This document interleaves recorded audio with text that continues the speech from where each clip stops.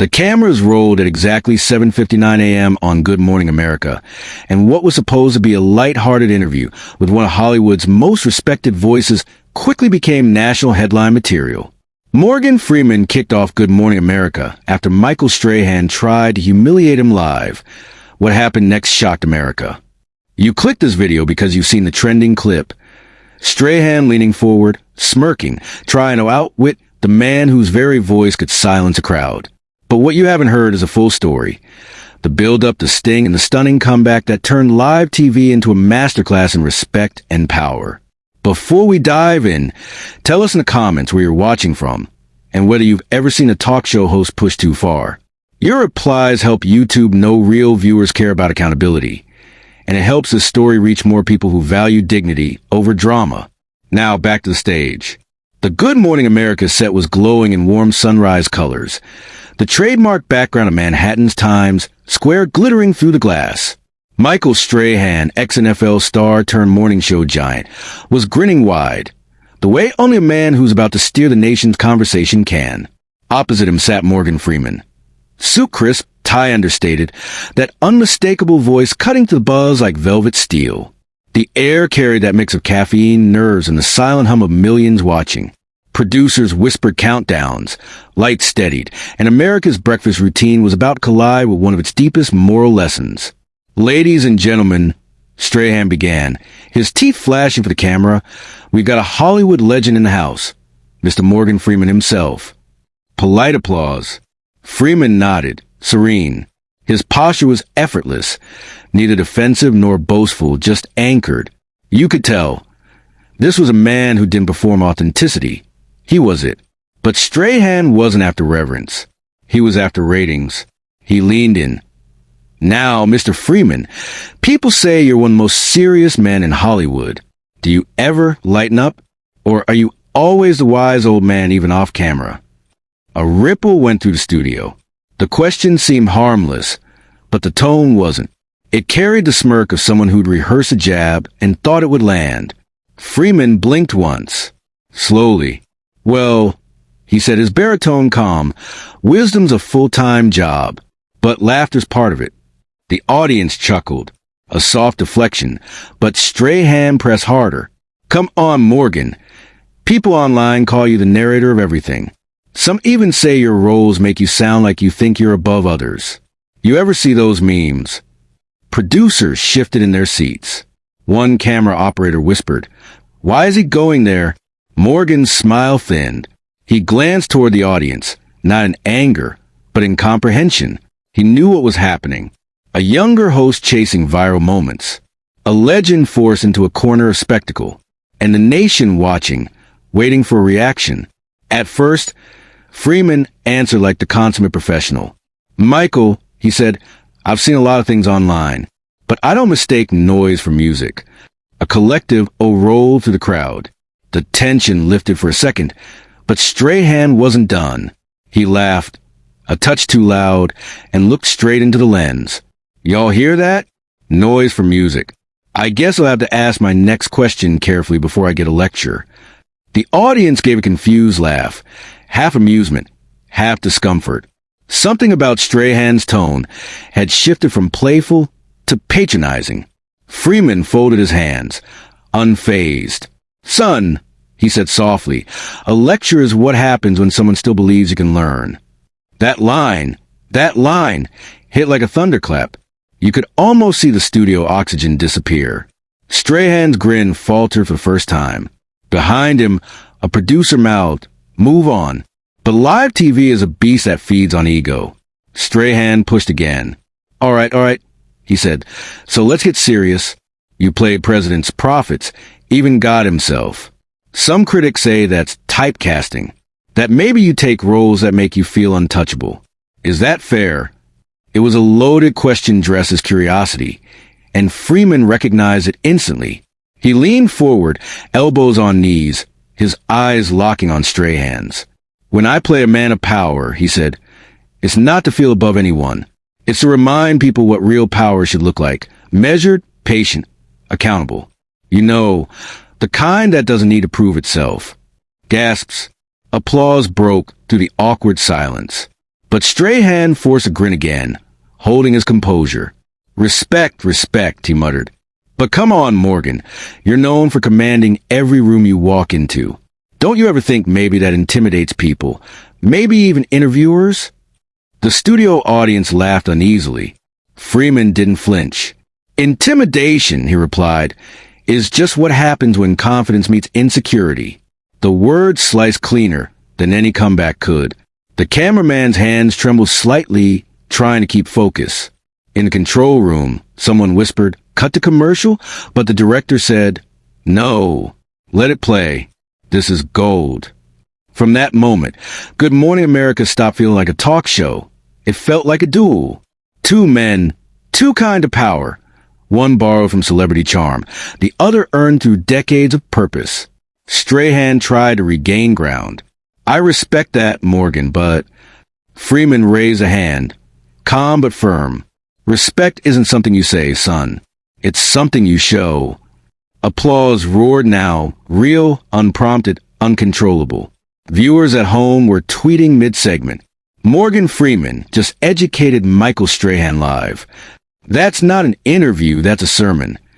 GMA just turned into a masterclass on humility." Yet, the producers backstage were panicking. Sponsors don't like on-air conflict.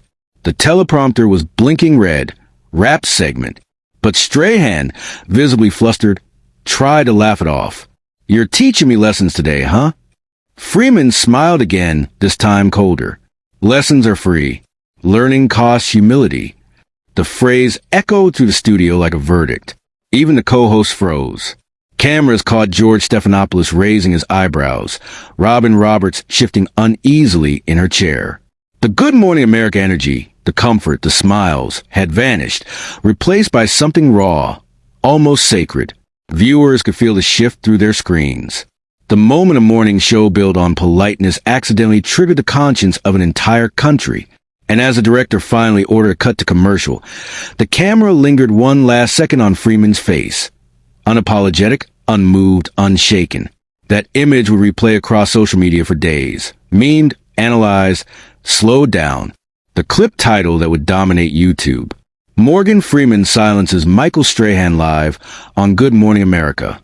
But what happened after the camera stopped rolling, when the audience was dismissed, when the PR teams panicked, when Strahan realized what the world just witnessed, was even more explosive. Because Morgan Freeman wasn't done, not by a long shot. The commercial break that followed the confrontation was supposed to last 2 minutes. It stretched into 7.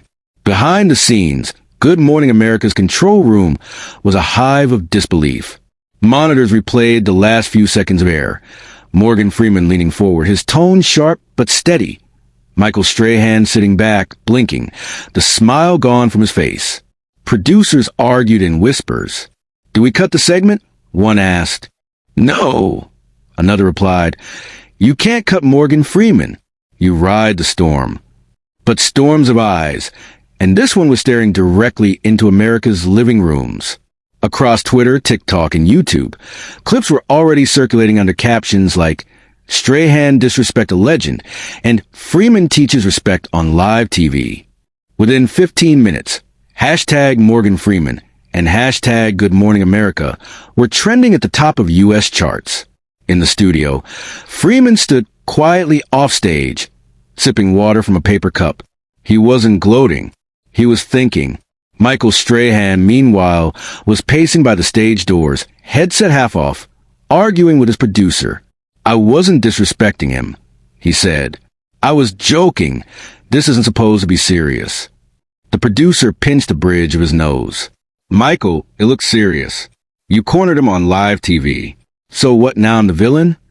"Not yet," the producer said grimly, "but the internet decided that faster than we do." When the cameras came back, only Robin Roberts' calm voice filled the set. Michael was missing from the desk. In his chair sat a stack of cue cards. Robin smiled too carefully. "We'll be right back with more inspiring stories this morning." But the comment section of ABC's live stream was already on fire. "Where's Strahan?" He walked out. Morgan Freeman didn't flinch once. That's real class. 2 hours later, Clips of the exchange had cross-platforms. Entertainment pages, finance blogs, even motivational quote accounts were reposting Freeman's lines over black and white backgrounds. Respect isn't something you say, it's something you show. Confidence meets insecurity, that's intimidation. Those quotes weren't just viral, they were monetized. By noon, marketing agencies were using them in ads for leadership seminars, self-help apps, and luxury watch brands. One tweet summed it up perfectly. Only Morgan Freeman can turn a morning show awkward moment into a global masterclass on dignity and a billion-view meme. Meanwhile, Strahan's management team was in emergency mode. They drafted statements, deleted tweets, and begged ABC's PR department for a unified response. But the real damage wasn't on TV.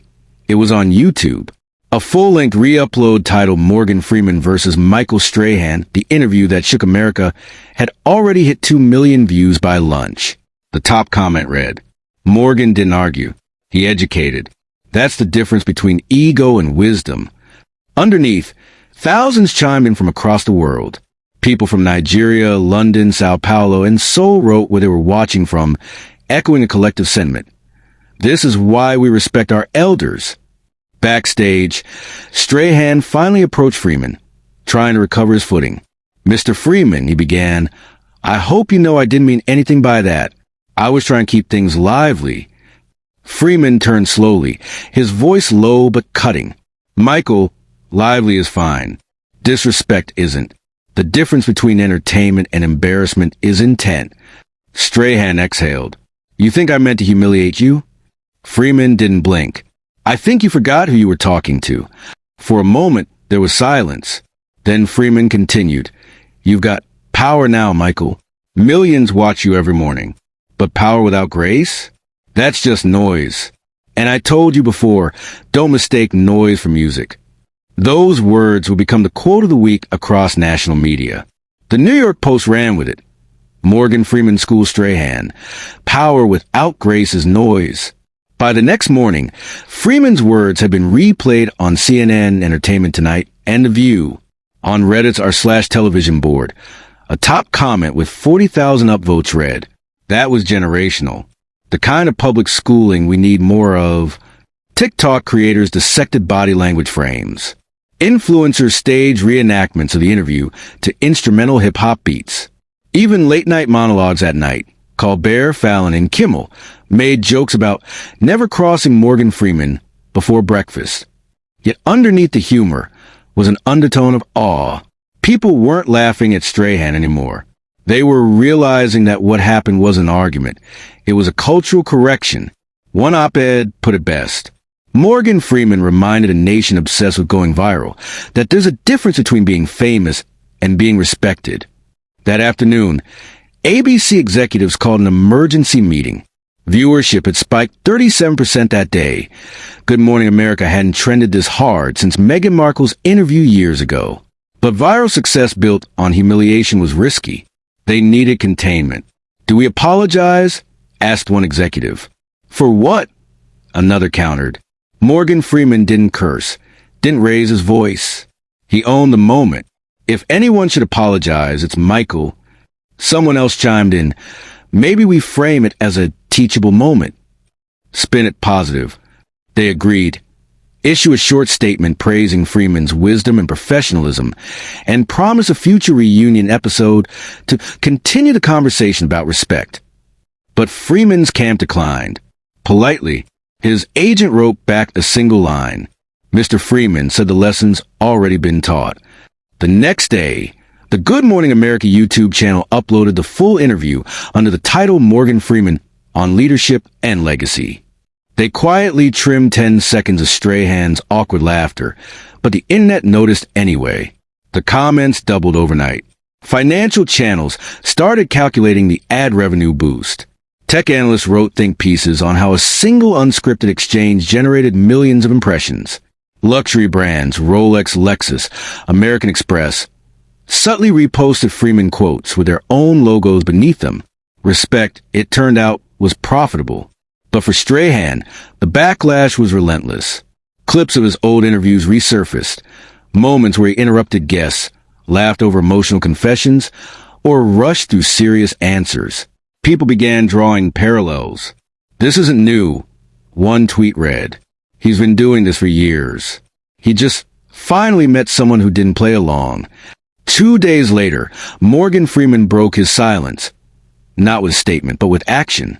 He appeared unexpectedly on The Late Show with Stephen Colbert. Colbert opened carefully. "So, how's your week been?" The audience burst into laughter. Freeman smiled faintly. "Busy.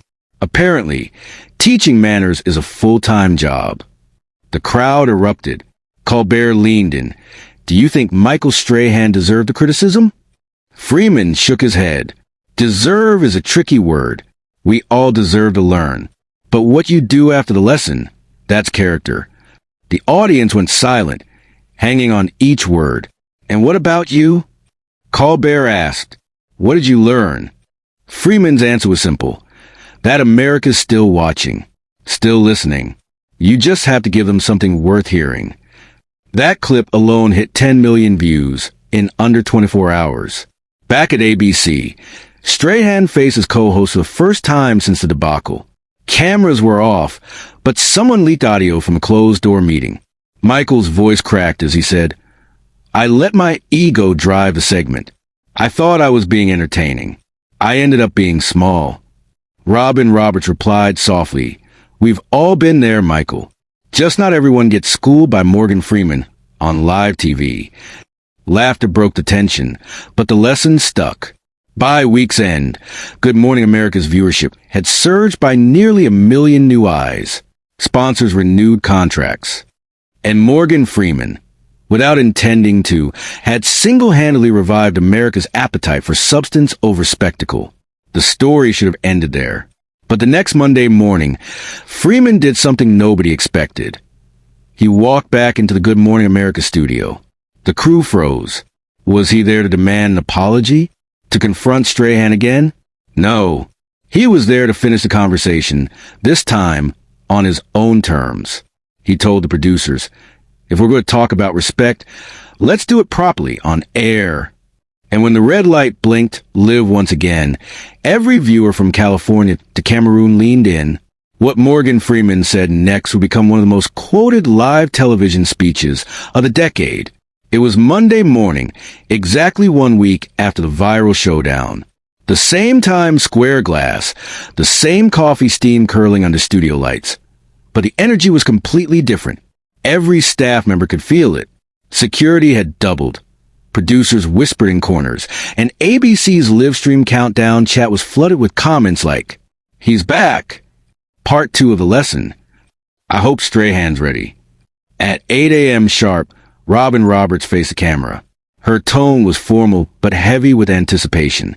"Last week," she began, "Good Morning America became part of a larger conversation.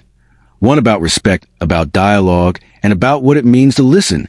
Today, we're honored to welcome Mr. Morgan Freeman again." The crowd inside the studio erupted. Applause thundered across the glass, set so loudly it bled into the microphones. Morgan Freeman walked in slowly, not basking in the attention, but commanding it by sheer gravity. No entourage, no teleprompter, just that steadfast presence. Michael Strahan stood up before the cameras, turned his way. He extended his hand. The gesture looked humble, hesitant, almost childlike. Freeman paused and shook it. The room exhaled. "Mr. Freeman," Michael began softly, "thank you for coming back. Last week, I handled things poorly." Freeman nodded. "We all have our off days, son. The important thing is what we learn from them." Michael smiled weakly. "Well, I learned that the internet doesn't forget and that you have an army of philosophers online." Laughter rippled through the audience. The tension eased, but only for a moment. Freeman folded his hands. "It's not an army, Michael. It's a mirror. When people see humility, they respond with grace. When they see pride, they respond with truth." The camera zoomed in. His voice dropped to a whisper that somehow filled the room. "Truth," he said, "is louder than ego." Unbeknownst to the audience, this return appearance wasn't planned for a simple apology. ABC's executives had pitched a Respect in the Media segment, a chant for Freeman to turn controversy into conversation. They wanted a ratings boost. He wanted a moral correction. When the red light blinked live, he looked straight into the lens, bypassing the host entirely. America, he began. We talk a lot about influence, money, technology, platforms, followers. But we don't talk enough about respect. And that's the currency that never loses value. Audience silence. Even the crew froze. He continued, I've been called many things, wise, arrogant, serious, even old-fashioned. But what I've seen after decades in this industry is simple. When you lose respect, you lose everything money can't buy. The studio audience broke into applause before he even finished the sentence. Michael watched, jaw tight. He knew this wasn't personal anymore. It was a sermon for every celebrity who confused fame with influence. Within 10 minutes of airing, Twitter, or X, exploded again. Morgan Freeman just gave the best TED Talk of 2025 on national TV. He didn't drag Strahan. He elevated the conversation. Major outlets, CNN, NBC, BBC, cut into their morning segments to replay the speech in real time. Finance blogs drew parallels between respect as currency and trust in markets. Even Forbes ran a piece titled Morgan Freeman just redefined value on live TV. By the end of the broadcast, ad revenue estimates suggested the segment had generated nearly $2.3 million in sponsorship value, a record for a non-breaking news morning show. During the commercial break, Strahan leaned toward Freeman. You really mean all that, don't you? Freeman smiled faintly. Son, I don't say things I don't mean. That's why people listen. Michael sighed. I used to think being liked was everything. Now I see being respected matters more. Freeman nodded. And sometimes respect starts with saying I was wrong. Seconds later, the camera's red light blinked on again, and America watched a man apologize, not for ratings, but for growth. Michael looked straight into the lens. Last week, I let my ego get ahead of my empathy. To everyone watching, especially our younger viewers, I was wrong. Mr. Freeman, thank you for teaching me without shaming me. The crowd rose to its feet. It was no longer a show. It was a redemption ritual broadcast live across the nation. Clips of the moment flooded the internet within minutes. TikTok duets paired Freeman's lines with motivational music. Schools used the speech in morning assemblies. A Texas teacher tweeted, I paused class today to show Morgan Freeman talking about respect. My students stood up and clapped. Corporate offices played the segment during ethics training. A bank in Chicago even added the quote to its lobby wall. Respect is the only currency that never devalues. It was no longer entertainment.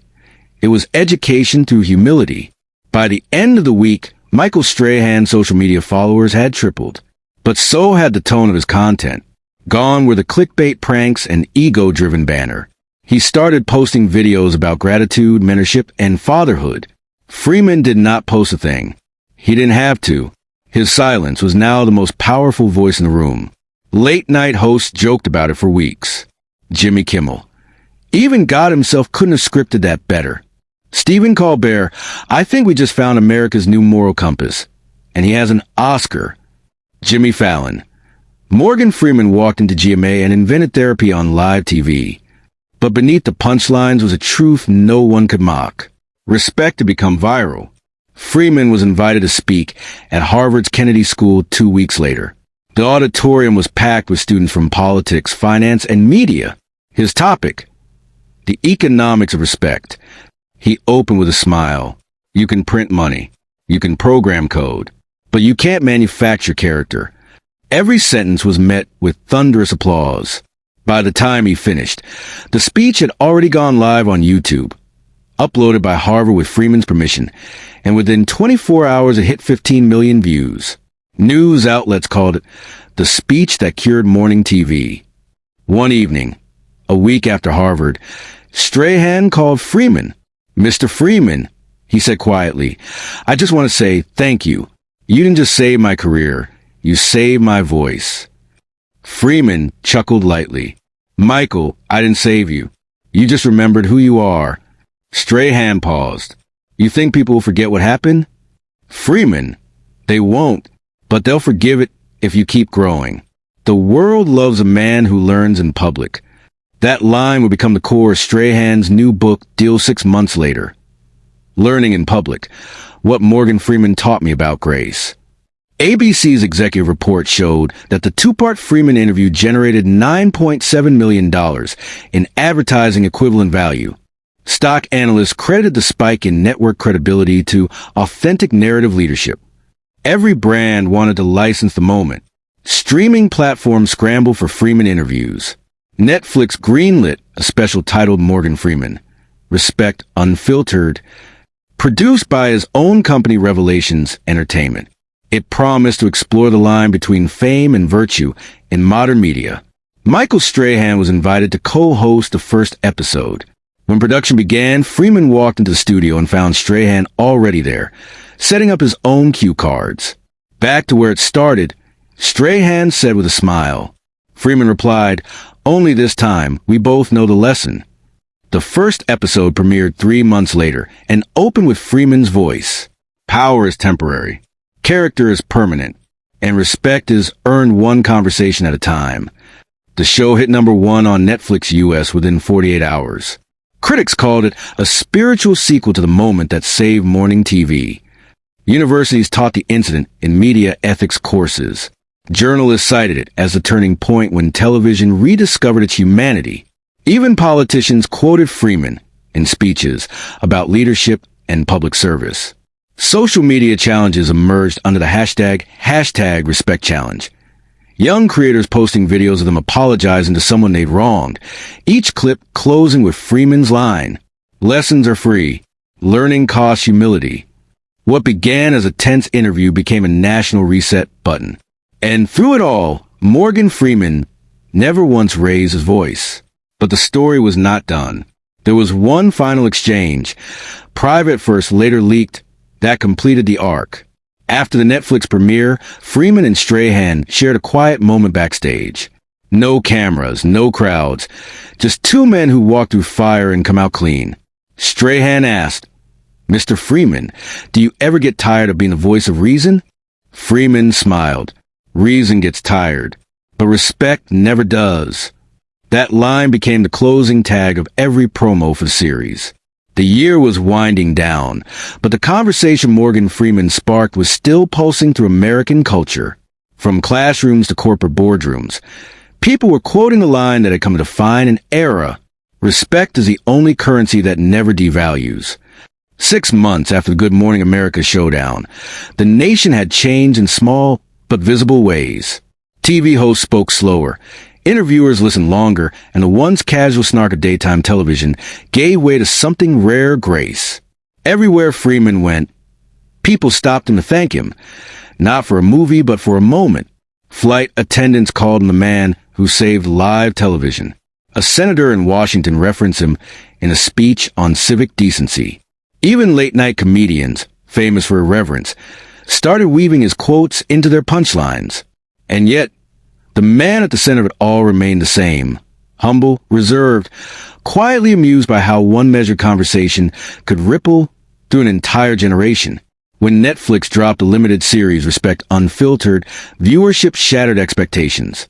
But it was the final episode, titled The Table of Grace, that left audiences speechless. The scene opened not on a stage, but a round table set in a quiet museum overlooking the Hudson River. Freeman sat opposite Michael Strahan once more. Between them, no cameras, no cue cards, no audience, just a single microphone capturing truth. Strahan began, "I used to think fame was my validation. Then you showed me it was only my reflection." Freeman leaned back, smiling. "Reflection's useful," he said, "but if you stare too long, you stop seeing what's behind you." They both laughed softly, the kind of laughter that carries forgiveness. For the next hour, they discussed everything. Fame, failure, masculinity, mentorship, and the illusion of control. Every answer Freeman gave sounded less like advice and more like an ancient truth rediscovered. "You can lose your money, your job, even your reputation," he said, "but if you still have respect for yourself and for others, you can rebuild anything." The camera lingered as Strahan's eyes welled slightly. He didn't hide it. The man America once saw as defensive and brash had learned vulnerability live, and that was his redemption. The series sparked measurable change. Major TV networks introduced respect segments, encouraging hosts to feature stories of mentorship and accountability. ABC launched a scholarship in Freeman's name for journalism students focusing on ethics in media. CNN hosted a panel titled, From Clickbait to Character, analyzing how one confrontation reframed television's moral compass. On YouTube, compilations of Freeman's quotes racked up hundreds of millions of views. One video, The Day Morgan Freeman Changed TV Forever, crossed the 100 million mark. Commenters wrote, I came for drama. I left a better person. He didn't cancel Strahan. He awakened him. Even TikTok, the short-form home of chaos, began trending with sound clips of Freeman's lines under hashtag Voice of Reason. Teenagers lip-synced his words while showing small acts of respect, helping strangers, reconciling friendships, mentoring peers. It wasn't just viral, it was viral with value. By autumn, the story reached the highest corridors of power. The White House invited Freeman to headline a national event called the Respect Forum, restoring civility in public discourse. Journalists crowded the Rose Garden. Michael Strahan introduced him, voice steady but reverent. A year ago, I embarrassed myself on national television. Today, I stand beside the man who taught me that apology is a form of strength. Applause thundered. Freeman approached the podium slowly, adjusted the mic, and said, America doesn't suffer from a lack of talent. It suffers from a lack of listening. And listening, he paused, is the purest form of respect. For the next 20 minutes, he spoke with the cadence of history itself, about fathers teaching sons, teachers guiding students, and the dangerous habit of mistaking noise for truth. Reporters noted the silence between his words was louder than most speeches' applause. When he ended with, Be kind but never small, the crowd rose unanimously. That night, the phrase Be kind but never small lit up billboards from Los Angeles to New York City. Strahan's own metamorphosis became a masterclass in accountability. He launched a mentorship foundation called the Learning Project, pairing media personalities with high school journalists. Its motto, painted across the studio wall, read, Lessons are free. Learning costs humility. Sponsors flocked in. Former critics applauded his growth. He began ending every episode of Good Morning America with a quiet tagline, Remember, respect travels further than headlines. The very network that once panicked over his blunder now marketed it as its moral rebirth. For Morgan Freeman, the triumph was never about publicity. He declined magazine covers, refused most interviews, and donated the Netflix earnings to youth media literacy programs. When asked why, he simply said, I've had enough applause in one lifetime. What I want now is echo, something that keeps ringing after the clapping stops. That echo manifested everywhere. Church sermons quoting his lines, leadership seminars studying his cadence, families gathering around screens to re-watch the moment that reminded a nation of its manners. Freeman had not just won an argument, he had re-engineered public grace. Months later, he returned once more to Good Morning America, this time unannounced. The show was halfway through a light cooking segment when the producers received word. Morgan Freeman is in the lobby. Cameras scrambled, audiences cheered, and Michael Strahan walked out to greet him live on air. Mr. Freeman, he said, we didn't know you'd be joining us today. Freeman smiled. I was in the neighborhood. Thought I'd see if the coffee's improved. Laughter broke the tension instantly. Then Strahan gestured to camera. You've changed this place, sir. Any last lesson for us before we wrap? Freeman turned toward the audience and spoke with the calm authority of a man who'd lived every syllable. When you find yourself in front of a camera, remember you're not speaking to an audience. You're speaking to people. People who need reminders that decency still exists. That's our job, not to impress, but to uplift. The studio went silent. Then, standing ovation. No background music. No flashy outro. Just a nation remembering why it tuned in. A year later, documentaries, think pieces, and university papers were still analyzing the Freeman effect. Sociologists called it the civility renaissance. Harvard published a case study, From Conflict to Cultural Reset, the Power of Televised Humility. In 2030, Good Morning America commemorated the 5th anniversary of the event with a retrospective montage. The clip ended with Freeman's final line on that day. Respect is the foundation of every great story, because stories, like people, collapse without it. And so, what began as a clash of egos ended as a testament to character. Michael Strahan regained his dignity not by defending himself, but by surrendering to wisdom. Morgan Freeman proved that true strength needs no volume, just conviction. They say the internet forgets nothing. But in this case, maybe that's a good thing. Because every replay, every quote, every remix serves as a reminder what happens when pride meets patience and loses beautifully. In a world addicted to outrage, respect went viral and stayed there.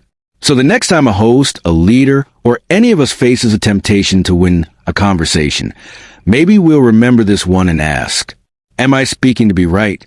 Or am I speaking to be remembered? Fade out. Credits roll over Freeman's voice, steady, eternal. Power is temporary. Character is permanent. And respect will always be trending.